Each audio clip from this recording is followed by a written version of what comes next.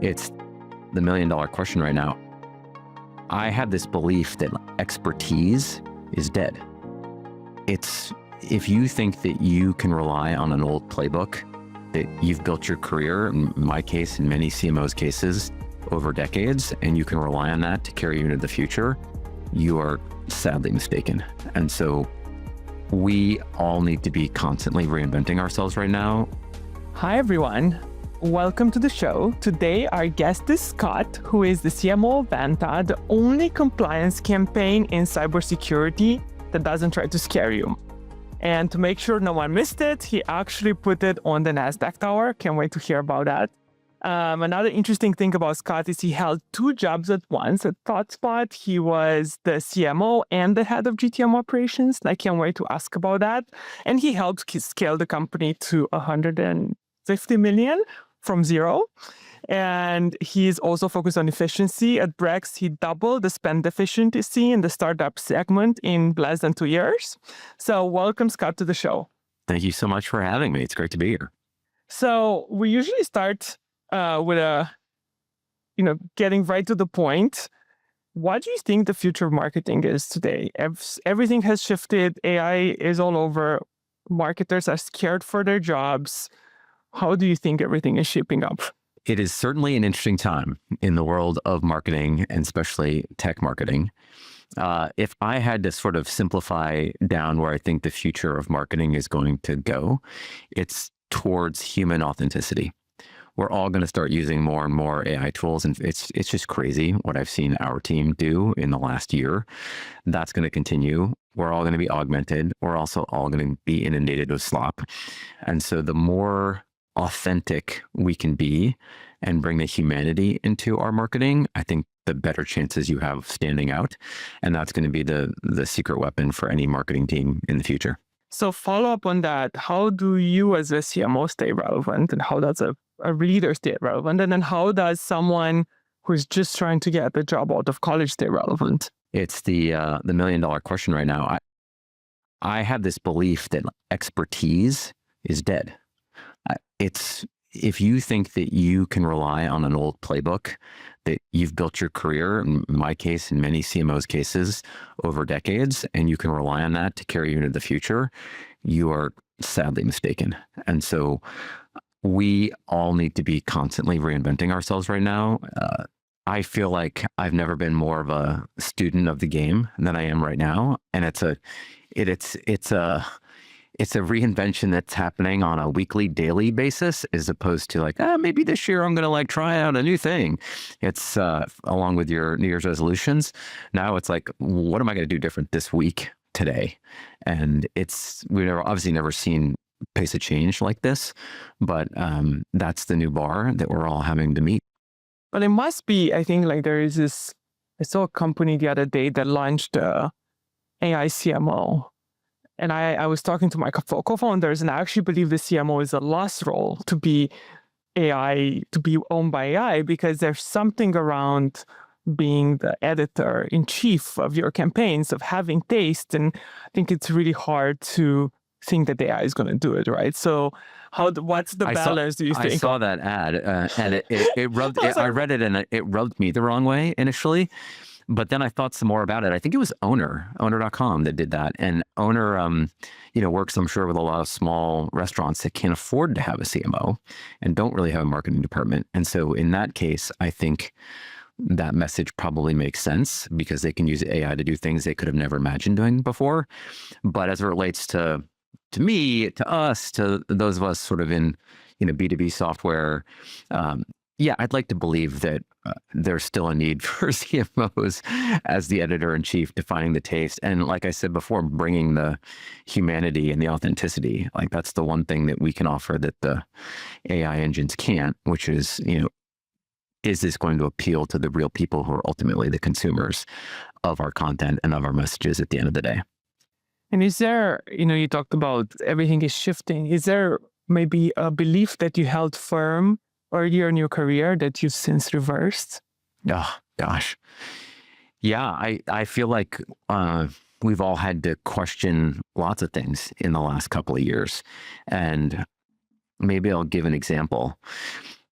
one of the things that I was always very focused on was category creation. And I think for a decade, we all were like reading, the Think Bigger playbook and how do we create a category, and like whether it was always about the technology category. And then there was this belief like then you had to shout that category from the rafters over and over and over again. I still believe in message repetition. I think that's somewhat still underrated, but there's a difference. I don't think people give a shit about categories anymore because we can all copy each other's categories like in minutes. And so the category is also just like not interesting. Like, let's just take Vanta. Like we're the agentic trust platform. Okay. Like that's not what I'm marketing, because guess what? It's lack of the human emotion that I just said is so critical to the moment of marketing right now. And so while that statement is true, and you will find that, that phrase of our category on our website, and you'll see it in various places, that's not going to be my lead message that I'm going to use to get people to pay attention to Vanta. It's just not interesting. And so that's been a big switch, which is that category marketing isn't anywhere near what it used to be. There may be some categories, like if you look around San Francisco, we've got some new things emerging, like inference, where brand new things. It's like, what the heck is that? Where I could still see it being relevant, but most software categories are not just being twisted and reinvigorated. And I think the category is less interesting in that respect.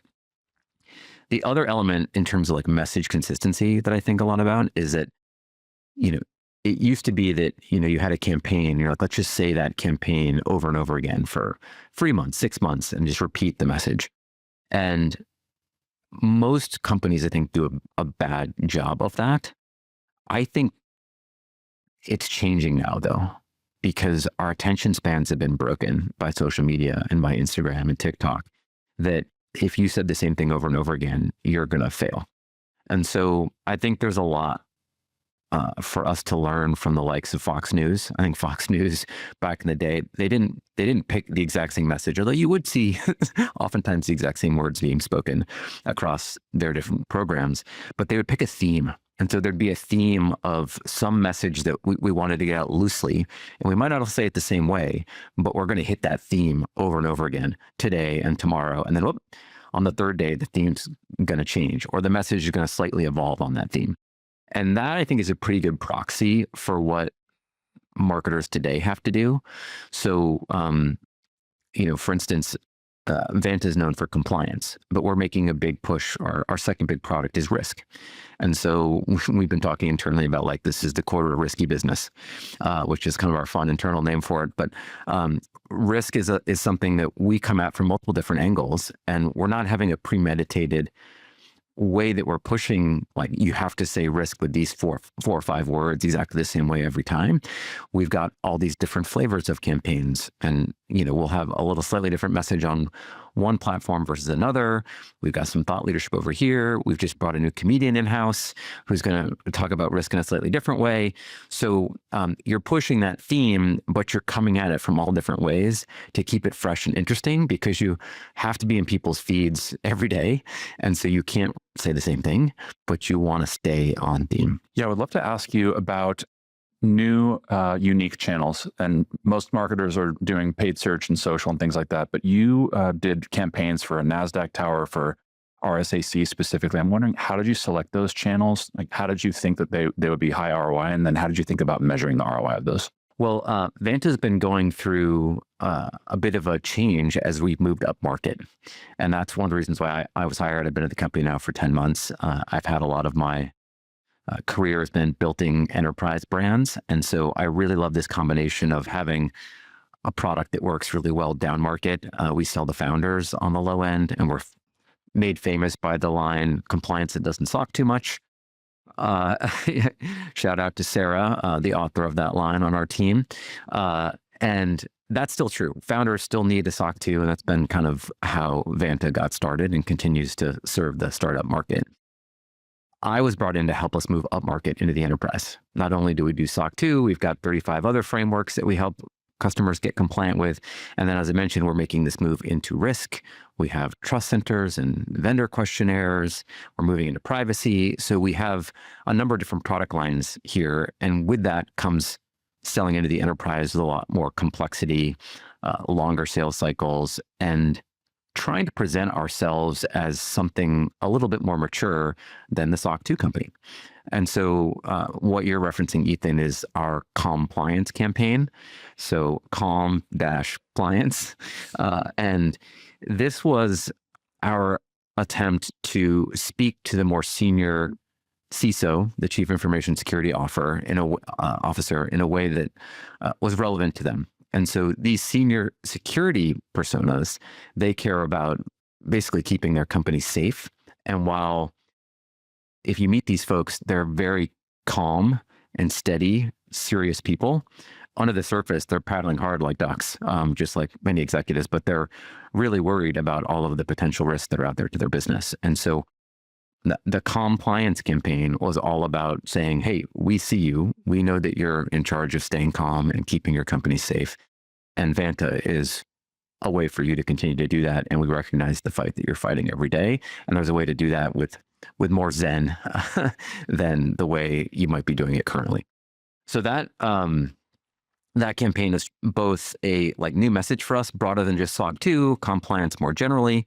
It also brought a whole different look and feel where we hired a photographer who does all of the SNL photography. So this woman's name is Mary Ellen Matthews. If you've ever watched SNL and there's the cool headshots kind of showing the guest of the week, we hired her. She did some really cool photography to elevate the look and feel and sort of bring a level of polish to the brand that we haven't attempted in the past.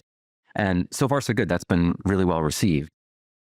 To your question, Ethan, about channels. So, while a lot of things have changed, I still believe in full integrated marketing approaches. You want to be live on all channels.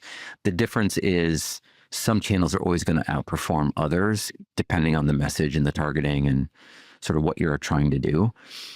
In this case, we wanted to treat this as a moment to really showcase to the world that we're growing up. Vanta has more to offer than just SOC 2 now. And I think that campaign has successfully done that. We've taken out a bunch of out of home in San Francisco and New York. Those are the two big markets that we made a push in. I don't think you could be in New York City right now and not come across this campaign. It's on multiple billboards. It's on the subway station. We did this huge takeover at Herald Square. So that's been great for us. And the main thing is that it's helping people see us in a new way relative to how they've seen us in the past.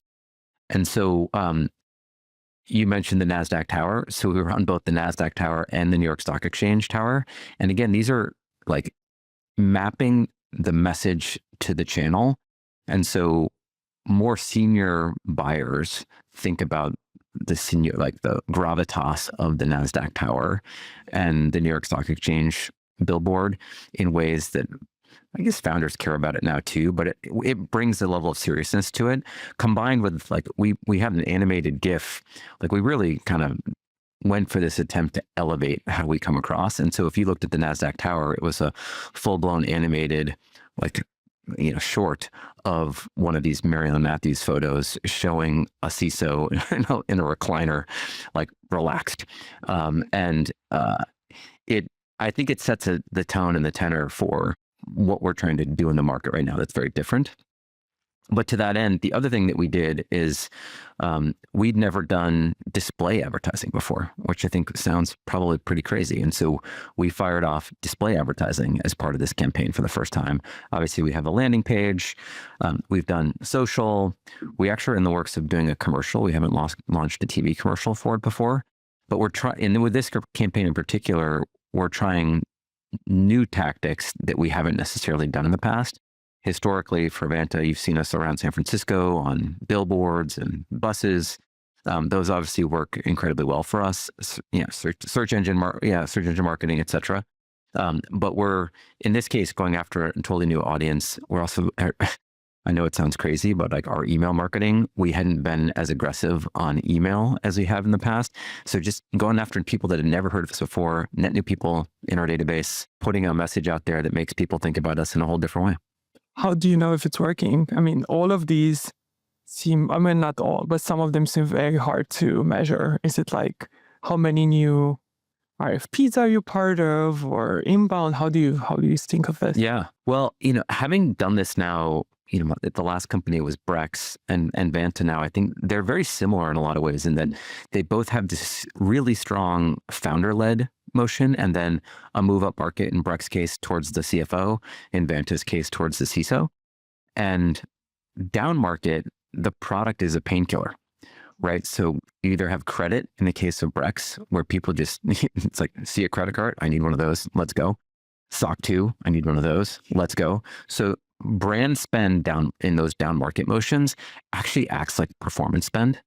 And in both companies, when we've spent on brand, like you can just see it in every metric.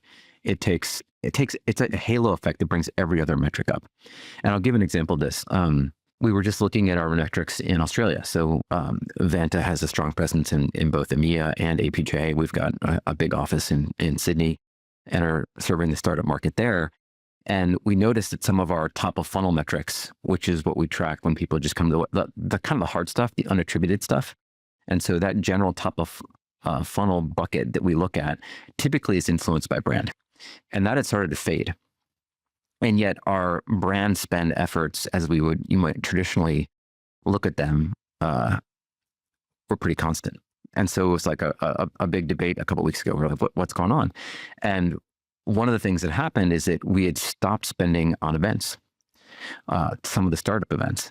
And typically upmarket events can often act as a really smart lead gen technique, right? It's like a way you go to a big conference, you get leads, you follow up, you set a meeting, off you go.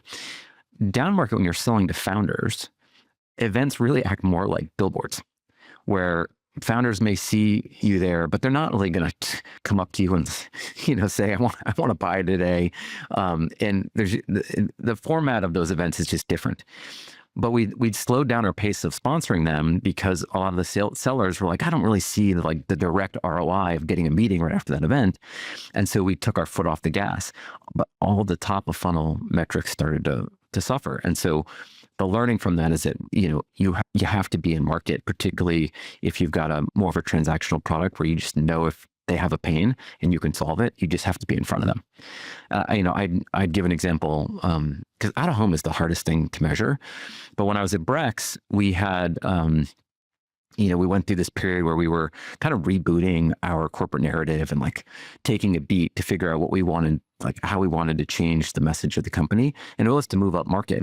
We were going through, a variety of different challenges. And so we decided to take our foot off the out of home gas and the top of funnel brand campaign for a quarter. And it was like, hey, let's regroup. Let's stop being in market as aggressively as we had been. And then let's come back out next quarter with a new fresh campaign. And it was a big learning because when we stopped the campaign, the brand campaign for that quarter, all of the metrics tanked. The search tanked, SEO tanked, LinkedIn performance, everything went down because the brand halo wasn't there to lift it up. And so I think a message for founders out there, for CMOs, my learning from that is it's better to be in market with something if you've got the right dynamics in place than to not be in market. And you can obsess over, is it the right line, is it the right message? If you've got real product market fit and a transactional business, I would say just be out there. And here in San Francisco, you see that now. I think this part of the world has caught on to the fact that out of home works, because you can't get a billboard anymore. The prices have gone through the roof and all of our buses are coated with startup logos now. But that was my big lesson, is that out of home is a halo effect, and it's better to be on than off, even if you're not psyched with the new message. I would love to maybe ask you about how you're selecting the message, because you're going all in on these very expensive channels. And if you pick the wrong message, then it's a big opportunity cost. So I'm wondering, and I think you do a good job of finding the pain that you want to help with and leaning into the tension. So there's the campaign that you did with compliance. There's not SOC too much. There's also concur. How are you selecting which pain point to lean into? Yeah, I think this is the most important thing, right? And with the compliance campaign, for instance, we knew we wanted, I mentioned that we're moving into risk, but we're not as well known for risk yet, and it's a little earlier in the journey. When you do out of home, I wanted to strike the right balance between our bread and butter and what people know us for, and then moving in up market into the enterprise before I got too far into positioning some of our newer products. So compliance is what we're known for, but think of us as SOC 2. I mentioned we have 35 other frameworks. So insight number one was, let's just anchor on compliance, not just SOC 2. The second thing was, as we did a lot of research and we spoke to a lot of CISOs, and gosh, it's so great to be able to like use AI to mine gong calls for insights, because you can get much more statistical relevance on the data points. It used to be like, I had a conversation here and I had a conversation here. Yeah, well, we have 300 conversations here that all say this thing, and 200 conversations over here that say something slightly different. The insight was that no matter who you talk to, particularly as you move up market, everybody's going through some version of audit hell. It's this continuous loop of like, an audit is coming around. You know, if you only have a SOC 2, it's coming around once a year. But if you've got 12 different frameworks going, you're coming around once a month potentially. And that's what, as you move up market, how companies feel about it. And so I was talking to one of our sales leaders one day, and he's like, yeah, man, these guys keep talking about this like audit loop of hell. And I'm like, that's it. That is the insight, that like, that's what they're feeling. It's like this continuous loop of audit pain. And that's where compliance comes from. Like, you're feeling that stress, you're feeling that pain. Let's take you into a Zen state. We actually called it a higher state of trust in some of our ads. And that insight paired with compliance as a macro theme was where that came from. And I think it can be scary as a CMO to your underlying question, which is like, how do you know what to make a bet on? I had hundreds of data points from calls and from speaking to our sellers, and like, actually I would go listen to ones too that I knew were like high value, and like I could get conviction by looking at the data at volume and then like feeling it, because I can go listen to a call at any point. And that's what gave me the confidence to be able to greenlight it and say, yeah, this is the one. This episode is brought to you by Upside. If you've ever tried to answer the question, what actually drove that deal, or where should I invest next quarter, you know how messy B2B intelligence really is.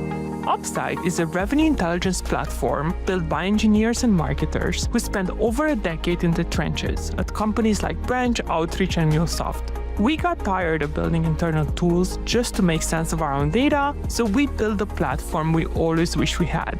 Upside uses AI to unlock and organize the messy data in calls, transcripts, Salesforce fields, marketing automation tools, and beyond to help you answer the questions you never could before. Questions like, what actually drove a specific deal, and how brand awareness helped influence the buying group, or the reasons you are winning or losing. Better insights, smarter decisions, stronger outcomes. If you're ready to act with confidence rather than guessing, head to Upside.tech to learn more. That's great. And then as you're known for SOC 2, and then you're going up market, you're expanding what your offering is. Something that I've seen is that AI tends to lag in terms of adopting that new brand positioning. So I'm wondering, how did you think about getting AI to pick up that now you do way more than just SOC 2? Yeah. Good question. And that has been a huge focus for us, which is probably for the last 4 or 5 years. It's, SEO, AEO, I know it's a topic that's near and dear to your heart, Ethan. We've had some good conversations about it. It's been a really big focus, and something that, earlier in my career, I did not go very deep on it. And my experience was I would hire agencies. I didn't treat it as strategic. For whatever reason, the agencies I hired were not very good at it. And I basically looked at SEO traffic lines that looked like a dead pulse, like they just wouldn't move. And then a few years ago, and this is probably 5 years ago now, I got really serious about it. I was like, I'm personally going to challenge myself to go try and figure this out. And I brought it in-house. And I spent a lot of time. I went and looked at other companies that I thought were doing a good job. I talked to CEOs. I talked to people like yourself. And I was like, I'm not going to look at that dead pulse line any longer. I'm going to hack this thing. And so I hired a guy named John who worked with me at both ThoughtSpot and Brex. Shout out to you, John, who went deep with me and helped turn it around. And at both ThoughtSpot and Brex, like, that's one of the big drivers for our efficiency, was getting SEO to start firing. As I transitioned into Vanta, I could see that there was an opportunity there as well. And then this was, I was talking to Vanta for the first time maybe 15 months ago. And so AEO was obviously rising, and I could see that Vanta's incredibly strong in the compliance SOC 2 world if you go and ask ChatGPT or Claude a question. But when you ask it a little bit about some of our enterprise capabilities, of which I knew were strong, it was not giving me the answers that I expected to see. And that brought up the question of like, well, why not? What do we have to do to fix it? And this game's different than the traditional SEO game where you're trying to find the sources that, ChatGPT, Gemini, et cetera, are going to give you a stronger signal on. And so I'll give you one really tactical example. One of the things that Vanta does better than anybody is we've got 400 different integrations, and we pull that integration data, and that's what makes all the evidence gathering for your SOC 2 or your audit that you're going through easy, because we're pulling the data, we're running it every hour, and we're going deep into systems like AWS and pulling out like change logs and things that like the average integration misses. Despite that, that was not showing up in any of the AEO searches that I was running. And that's like, why does it look like we're not as good as the product team tells me we are? And it's because we had written some blog posts here and there, but there were a couple of key things that we weren't going deep enough in those posts. And then in particular, with the integrations that we're so good at, so take AWS as an example, I noticed that some players had done some joint content work with AWS that wasn't as good as what we do with them, but they actually had a joint document that the search engines and the AEO engines were using to gauge. And so that became a big push for us. It's like, okay, let's go write that joint content. And, we're using products like AirOps and Profound and using these new tools to track our share of voice on these platforms. And it's a metric that I look at every week, because particularly upmarket on this, it's not just Vanta broadly, but it's Vanta on these very specific differentiation points where I know we're strong and making sure we're showing up that way. Yeah, what I've seen in search is that search is to rank for non-brand, like I need a tool that does this thing, whereas AI is long specific prompts frequently where you already are considering Vanta versus competitors and you want to know, well, do you do this or do you have this integration? And usually you have answers for the most popular ones, but the tail is actually where most of the action is, and there's not content for that. And then the other thing that I see is that AI is summarizing for consensus and it finds old stuff. And so if you have all this old stuff that's all about SOC 2 because you didn't have your new features yet, then it's just anchoring on this old stuff. And then the last is that AI will pick up multiple pages for something like integration. So it might be my integration page about you, your integration page about me, help center, how-to page, feature page on their site. So you just want to keep on to your point, repeating the message, but repeating the message for AI because AI is looking for consensus. Yeah, exactly. And that has been a big learning, and it changes how we do things. So like also third parties, like not just, you mentioned our integration, my integration, but also third parties talking about these integrations. And so we're putting a significant amount of effort into going out and finding where authority lives outside of us and partnering with those people to share their perspective on what we do well. LinkedIn is another big place where we're putting a lot more technical content out on LinkedIn. Thought leaders that live inside our company. I think for everybody out there who's like, AI is eating my product. How do I stay relevant? How do I differentiate? Vanta, like many companies, we have a whole team of subject matter experts in the GRC community. Governance, risk, compliance stands for GRC. Our AI agents that live in our platform need the context and need the data and the intelligence that we're pulling out of those systems to be made sense of, so that when the agents read them, they get accurate results. And that's basically, the biggest differentiator we have right now is that our agent, along with like any agent that wants to go use our intelligence layer, can get those accurate answers. So that's a huge thing that you want to make sure that you're shaping out there in the market and putting in places like LinkedIn, technically, where that AEO is going to pick it up and be able to help you get that message up.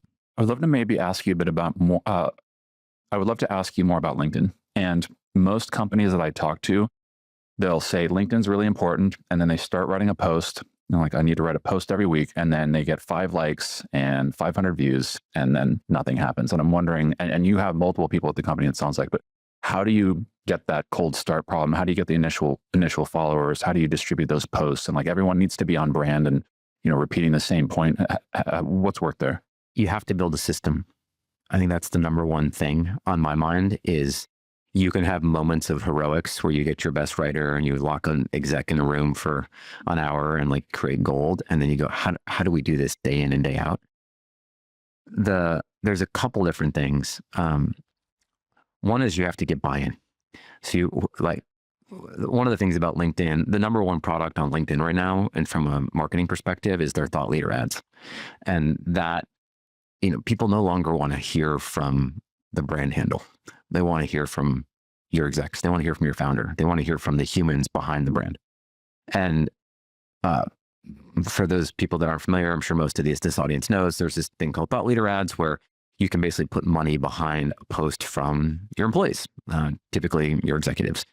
And in order to do that, the other big trend is happening is that you want to put money behind the thing that's already got organic traction, right? And so if your exec is, your founder is writing every week, and one week it's not that great, next week it's not that great, third week, whoa, that worked. Let's put money behind week number 3, right? And that works if you've got a muscle and a system that you're building where you can get that consistency, because not every post is going to be a home run. So the way we're thinking about it is first get buy-in. And I think every founder out there, every CMO realizes that this is a play that you have to run, but not everybody wants to be the public face of their brand. And so there's sometimes there's some encouragement needed. I definitely feel like I'm a bit of a cheerleader sometimes trying to get people to do this. There are some downsides to being an influencer on LinkedIn. Yeah. Ethan knows he's sometimes people want to cancel you. Exactly right. And we're all smart enough to know that that's a risk. So, I think the benefits outweigh the risks. That's my job, right, as the CMO, to kind of push that envelope. But we're building systems where we've got writing talent, helping executives and other people in the company. Engineering prowess is a big thing. So we're trying to help our engineers be regular and talk about, our new MCP connections and what they're building, and explain in real time how the products are evolving, because they're evolving really fast right now. And engineers want to hear from other engineers. In our space, there's a whole new category of people emerging called GRC engineers, right? The same way you've got go-to-market engineers, and they're more technical, and they want to hear from our engineers that are building the product why building on top of Vanta makes more sense than just building directly on top of Claude. That's a hot topic for everybody in tech right now. And so LinkedIn's just a great platform to get that message across in both an authentic and technical and engaging way from the person who knows what they're talking about. I would love to ask you what not to do on LinkedIn. So what people will usually think to do is they hire a LinkedIn agency, they delegate to a LinkedIn contractor, or they generate posts using AI. Have you tried those? Have they worked for you? I assume the answer is no. I have no idea what you're talking about, Ethan. Okay. No, I'm kidding. Of course, I've tried all of the above. And when it comes to AI, I think we've all been down this path, right? Not all prompts are created the same. And so when you're building your AI skill to sound like your voice, there are many different degrees of effectiveness at doing that. Not quite there yet. I've been working on my skill. Yeah. Sound like me. It's not quite there yet, but you can, depending on how, I'll give a good example. So Christina, our founder at Vanta, our CEO and founder, she's a great writer. And that's actually both a blessing and a curse. Sure, she has a lot of great content that she's put out, but it's very hard, despite all the prompting, it's hard to replicate, because what makes her writing great is the personality and the thoughtfulness and the little quirks that make her human. And so despite us trying to prompt it to give her a head start, it's not that easy. But we are. And so there's ways to do this to kind of set it up. But we're finding that you still have to have really thoughtful people to add that extra human touch. So nothing's going out from our executives without humans looking it over. And to my very first point we talked about today, if you want to break through, you should be looking it over more than the next company, because you're just by set it and forget it on Claude isn't going to work. You're going to have to find ways to add those little touches where when someone reads it goes, that's not about that. I see you, I'm like, oh, that's Ethan. I can see his sense of humor in that post, right? I think that's the key right now. And he's got a good sense of humor. He does. Well, so the interesting thing is I've tried delegating to people. It's almost never works. And then I've tried generating with AI, and it's good at coming up with ideas, but not the writing. I've actually had cases where I will email people and they'll say, well, this is clearly AI. And I'm like, no, that's just, I just talk like a robot, actually. Oh my God. But people are always looking to see, is this an actual person? And if they have any of those AI tells, it just loses all credibility. It's like when Alex, my co-founder, once did a video demo of us, and I was like, Alex, this is really good, but the AI could it look a bit more human? And he's like, it was me. It was not AI. Yeah. I can see that. We're all so allergic right now. No, it was like a video, but like he was just so like not moving, and yeah, we all are. The other thing I learned about LinkedIn, which I think is anytime you add any link, external link, like it really does not. It does. It's like really very unfortunate. There are a number of small hacks that you have to master to get the most out of that platform, and that there are some agencies that can help you do that.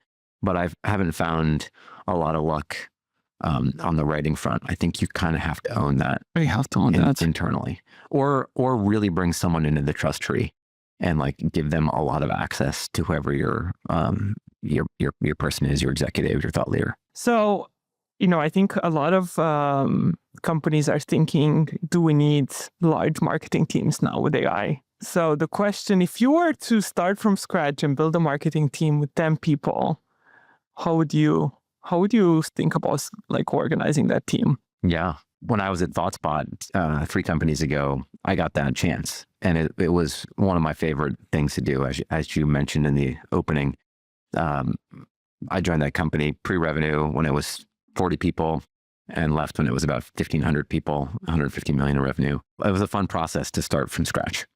And my answer is, I'll give you 3 free prototypes, and 2 of them I would have said the same thing 10 years ago. There's one difference. And so first of all, I'd start with a product marketer. I think you just have to have like deep product understanding. Product differentiation is the truth that like all companies need. And that starts with great product marketing. That would be my first prototype. The second persona is an architect. And so systems level thinking has been one of the biggest successes of my career, is putting effort into that. And I knew, and I'll rewind the clock, when I left Salesforce and I joined ThoughtSpot, I had done most parts of marketing. I kind of rose up through product marketing, but I felt like I know how to do events. I know how to do PR. I know how to do campaigns. I know how to do messaging. I'd seen a lot of terrible systems at Salesforce. So other companies deploy Salesforce poorly. And I was like, well, when I get full control, the last thing I'm going to do is screw up the whole Salesforce thing. So I'm going to find somebody great. And I'll give a shout out to Kaushik, who was on my team there and has followed me to Brex and Vanta. And he's one of these system thinkers. He started out in marketing operations, but he ran revenue operations. He's run data teams for me. He's kind of done it all. And what I'd underscore about him is that he can do all the things, but he really thinks architecturally about what you're trying to solve. And probably one of the biggest learnings I've had from this is that great architectural decisions from a systems perspective compound. And some of the companies that are floating around that everyone thinks is killing it, and it's like, oh, was it a great campaign? Was it this thing or that thing? One of my arguments is that they have built a system that has allowed them to get compounded growth, figure out something that's working, and then layer things on top of it instead of always fixing the thing that's breaking. And I'm shocked still at how many companies that I talk to where their data and their systems are broken. And I've definitely had to do some repairing over the last 4 or 5 years. And that's hard. Fixing something that's broken is a lot harder than starting from scratch and building it the right way. I think it's tempting to cut corners on systems and like, let's just hire an agency to stand that up. It's not mission critical. But my plea to anybody who's starting a marketing team is invest in your systems and your data, because it will pay dividends in the long run.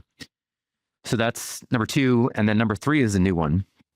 If I'm thinking about this new prototype, I'm thinking influencer. Right now, one of the things I love about being a student of the craft is that I love all these kids that are making careers for themselves as influencers. And the thing that's cool about it is that they, to put it in movie terms, they are the writer, the producer, the talent, and the distribution engine all in one. And in most larger scale organizations, there's a team of people in each of those functions, they're compressing it into one human. And as a result, they're able to just move incredibly fast, and they're able to come up with an idea and ship it that day or that hour. And that is the bar to me of what the modern marketing team needs to embrace, is like, how do we, instead of like messaging and ideation and campaign planning and distribution and like having each of those be a gate, how do you do that in one fell swoop? And AI is actually going to let us do that. And that's going to save us a lot of time. And I think it's going to make marketing teams smaller because there's going to be less friction in the process. I think all of us that are kind of doing this right now, AI is giving each of our, like, at least I'll speak from my experience, giving each of our teams efficiency, but it hasn't created the through line of efficiency in the way, at least not quite. We're getting there, but not quite the way I would use the influencer bar as an example. And I think that's where we're headed with that. I would love to ask you about the architect. And if you think about engineering, where mediocre engineering builds this hairball of messy code that needs to be refactored every 18 months, and there's, it's hard to launch anything. And like, the more engineers you have, the harder it is to launch stuff.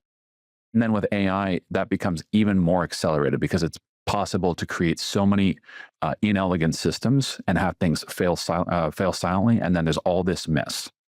How do you, like, what's the profile of that architect, and how does that architect build these elegant systems? Yeah. Well, I mentioned the people have been talking about go-to-market engineering in the last few years. Like, it's just like, aha. And like, to me, I've been doing this for like, I don't know, a dozen years. And like, I always thought about this as my secret weapon. Like, all of the data and system stuff was just working. Now, like, the world's caught on. I'd say the world now knows it's a good thing, but knowing and doing are two separate things. I still see people hiring, this like forward deployed engineer, this go-to-market engineer, and they're just kind of winging it. And like, somebody's doing something over here and somebody else is doing something over there. And the system isn't integrated, doesn't talk to itself. And layer AI on top, and you're just like exploding a mess. A slop cannon, as it's Dan Hockmeyer calls it. Slop cannon. And so, like, for instance, right now, the amount of adoption that I see in our company, like, I was just like, we started off using this product called Dust. Shout out to the team over at Dust. They've helped us build a lot of stuff that, a year ago really fast. And, we're using Claude.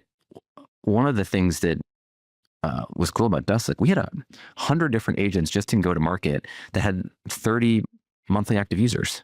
100 agents, 30 monthly. We were a 1,000-person company, like 900 monthly active users on Dust. So like, almost the entire company monthly active on it. And then we had, these weekly agents, and lots of them.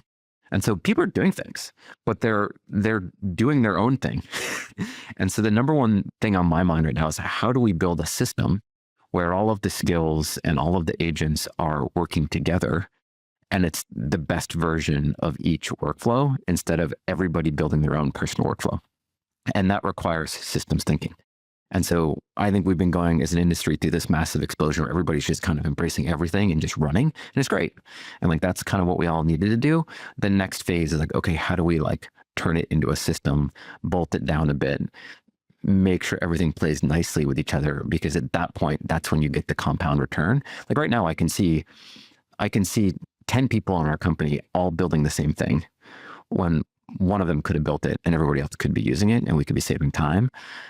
That's the new frontier. I think the company level memory is like one of the hottest things right now in AI. Like, we're building this in Upside, and I think Claude is trying to build that, because I think the user level memory is already kind of there, but the company level memory, and how do you deal with like issues of one person put something in the memory and someone else is trying to rewrite it. It's like a complicated, as someone who's building it right now, it's not the easiest thing to build. So I think it's just really interesting. And a lot of people are building this in-house. Like Ramp, I think, wrote a whole thing about how they build it in-house versus buying someone. So excited to see how that's the big debate right now. Buy do or you build it build. in-house? I think it's probably a little bit of a hybrid. Yeah. Right. And so like, are there some, just take it go-to-market systems. Like, you can, no matter what industry you're in, you can be tempted to think I can build anything with Claude or Codex or Cursor, you name it. And that's probably true.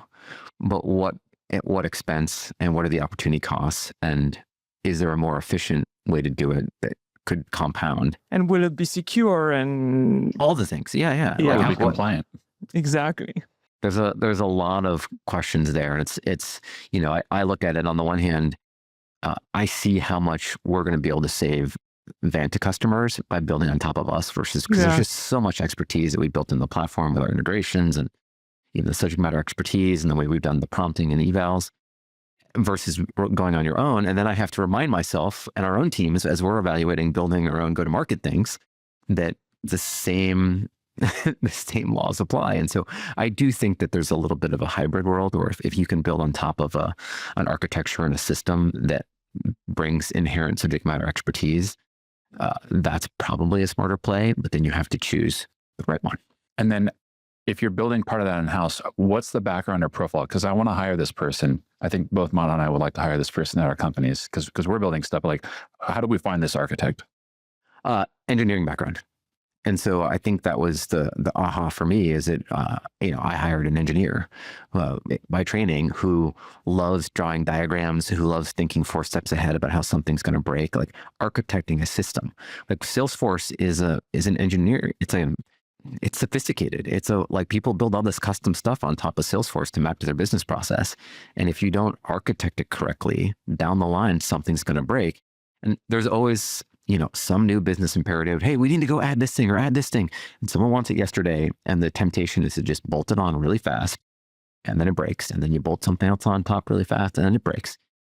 You want somebody who's thinking, okay, I'm going to bolt that on, but I'm not going to do what you just asked. I could do that tomorrow. I'm going to take an extra 5 days and build it right and argue with you about it because it's important to get it right, knowing that 20 days from now, I'm going to dodge 5x pain in problems. And that's the discipline that you need as a systems thinker. And it's hard to tease out in interviews. I think the rise of the go-to-market engineer, asking questions about, tell me about how the thing you built broke down the road and how you avoided fixing that or having to fix that because you were thoughtful about foreseeing issues. There's a line of questioning there that I think you can get to, but some of it just comes to just a good old-fashioned engineering background and systems level thinking. One thing I've noticed is that I agree with you. Actually, Mana and I both study computer science, but computer scientists usually don't want to do computer science. They don't want to do marketing.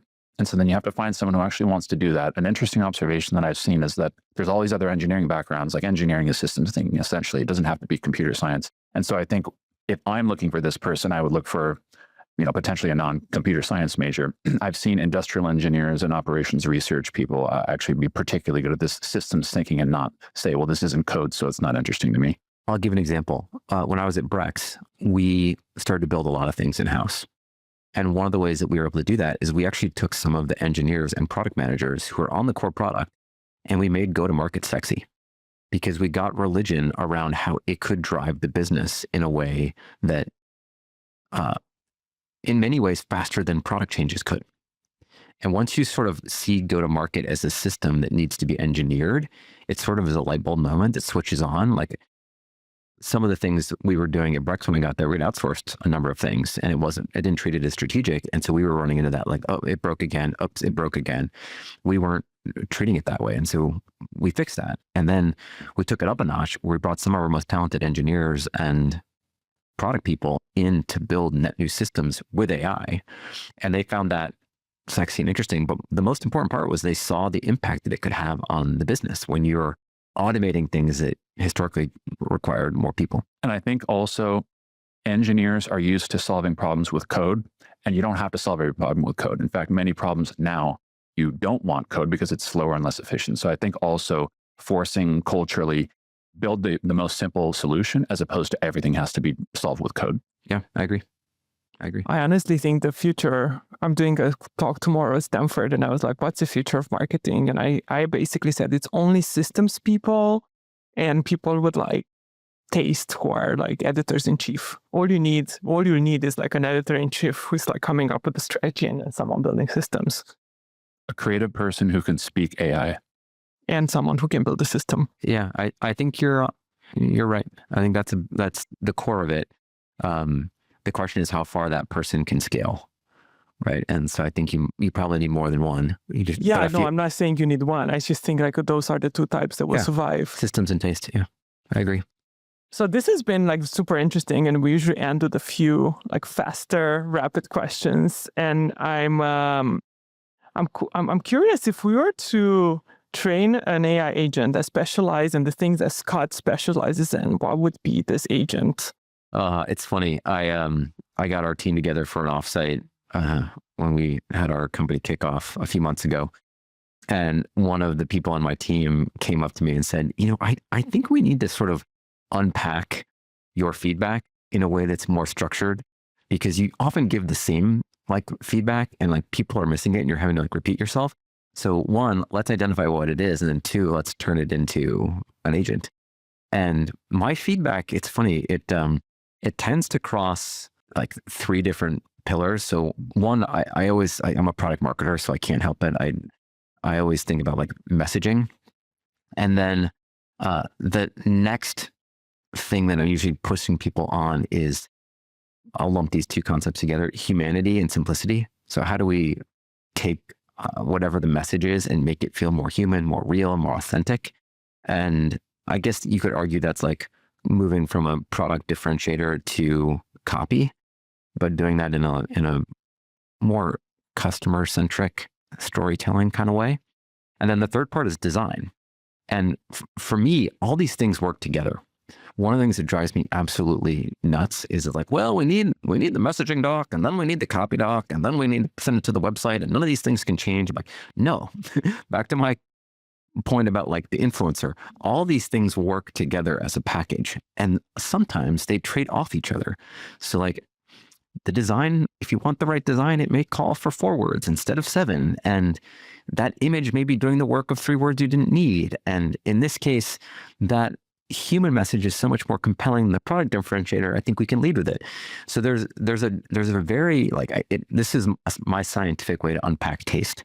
Like there's a scientific way to do that. And my team just like, he typically makes comments like this, and this. And it was cool to kind of, we used Claude to go unpack all the critiques that I'd given on multiple Figmas and Slack threads, and it was accurate. And that's always kind of what I'm pushing for. So I want that agent that kind of acts as me, but it's, it can give you kind of the raw inputs, but there's such a trade-off between those 3 levers that it's hard for it to replicate. I think the human, which I hope in my case is a good thing. I think AI is especially not good at what you just listed, although what you listed was feedback. So it wasn't to do it for you, but to describe the previous feedback you gave about what was missing or what was off. Yeah. And it's more like a checklist that people go through, like, hey, here, this is what Scott's, have you thought about this? If Scott's going to say, make the logo bigger, whatever. Use this agent. Yeah. And so you'd be like, it's almost like a dummy proof thing where it's like, I don't get caught with like the obvious thing that they're going to say. But I'm taking it up a level. Like if it could combine these things together, it would be really interesting. But I think that's the new frontier. And then what's your favorite AI tool right now? Other than the big ones. I mean, it could be if Claude is your best friend, we'll take that. Yeah, I think everybody's using Claude. I already mentioned Dust. Those are the ones that I'm playing with the most. I think some of the new ones in the design realm are capturing my imagination the most. And I'll give a shout out to Bethany on our creative team, who really kind of led our direction of our compliance campaign. And the thing that stood out to me about that is she used Midjourney and a couple other tools. Actually, the names are escaping me right now. By the time we got with the photographer in the room, we had fully designed the campaign. Meaning we started concepting in like black and white, kind of like almost with shapes, like that person here. And we, if you see these campaigns, like, one of them is my favorite shot of the campaign is a founder standing next to a sandcastle with like putting a flag in the top of the sandcastle. and it says make audits your beach. We designed that how big should the sandcastle be? Like how's the person standing? And we did that in just sort of like using AI as a sketch. And then once we got to the sketch, we're like, okay, what should the person look like? And we layered on another tool about like, what's their like person look like? What clothes are they wearing? And then we had the prototype and we gave the prototype to Mary Ellen. And she's like, okay, I can go make this. Right. And then, it was one of the most efficient shoots ever because we weren't like, sometimes like I didn't even go. So normally we spent a fair bit of money on this campaign. I felt confident not going to the shoot because I'd already seen it through AI in advance. And so that was like one of these things where I was like, there's a couple of tools that are coming out. I just went to the Luma, just did this cool new launch I went to, and I think they're onto something. That's the part of AI that's got me most interested because it's, I think it's even more on the cutting edge than some of the things we're all doing with Claude and ChatGPT right now. I mean, Midjourney for me, it is AI with taste. Like when I feel down and I just write something random and the stuff that Midjourney comes up with is like blows my mind and I feel better instantly. So it's like very interesting how they were able to do that, unlike all the other like image generation that are a lot more, they do what you want, but you don't have always taste versus Midjourney applies something to it. It's very interesting. I'm a connoisseur of all the ads that are constantly around us here in San Francisco on the buses and the billboards. Like my kids, I've got little girls and they're now like speak billboard and it's like, Dad, what do you think of that one? What do you think about this one? I'm always looking at them and I like over the last 2 years, we're learning from each other. So the caliber of the ads, I think, has gone up significantly in the last 2 years. And I think that's a combination of people iterating and learning, seeing how the bar raised in real time. I also think Claude and Midjourney are helping. Yeah. Like, you're not just like, well, that sounds cool.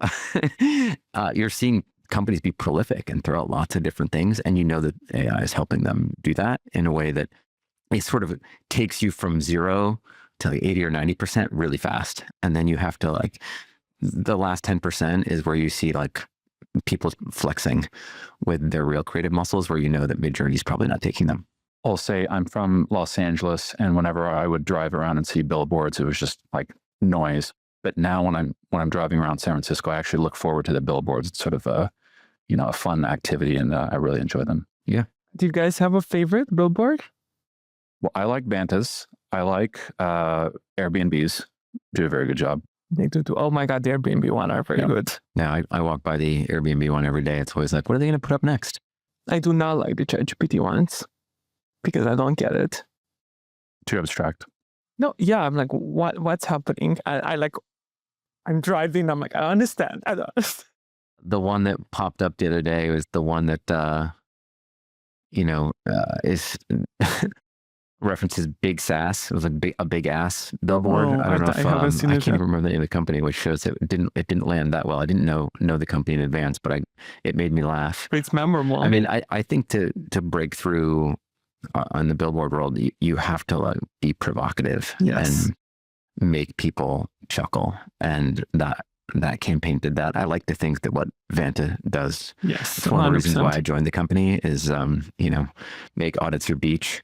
It's fun. The same way Don't Sock Block Your Best Engineer. That was the last Oh campaign my God, that we was did. so good. That was so good. Compliance isn't the sexiest thing, but one of the things I love about Christina is she's given our marketing team permission to market with a wink and have some fun, and that's what humor is. What makes people pay attention these days. I mentioned we'd hired this comedian, and it's our comedian in residence. It's amazing. And she's doing Instagram shorts for us in a program called Security Theater, which is sort of a wink at like going through the motions and not really doing security.